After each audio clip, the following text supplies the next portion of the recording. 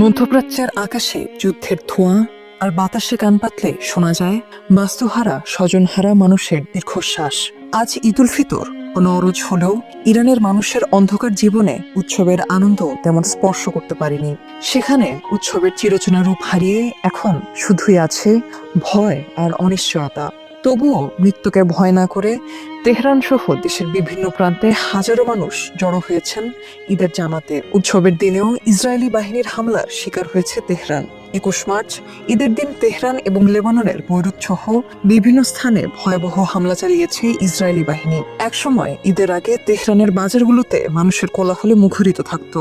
এখন সবকিছু থেমে গেছে। ঘরের বাইরে যাওয়াই এখন মৃত্যুর ঝুঁকি নেওয়ার সামিল। যুক্তরাষ্ট্র ও ইসরায়েলের একের পর এক হামলায় পুরোপুরি বিপর্যস্ত হয়ে পড়েছে ইরানের জনজীবন।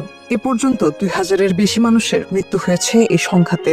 যুদ্ধ আর আগে থেকেই চলা অর্থনৈতিক চরম সংকটে সাধারণ মানুষের বেঁচে থাকাই কঠিন হয়ে পড়েছে। এখানে যেন ঈদের নতুন পোশাক ও উপহার এগুলো এক বিলাসী স্বপ্ন।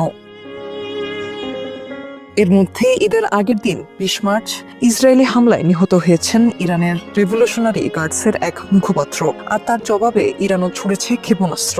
সবকিছু মিলিয়ে যেন এক দমবন্ধ পরিস্থিতি। এবারের ঈদ ইরানিদের কাছে যেন হয়ে উঠেছে ভারী আর বেদনাময়। তেহরানের আকাশে বাতাসে এখন কেবলই বারুদের পোড়া গন্ধ।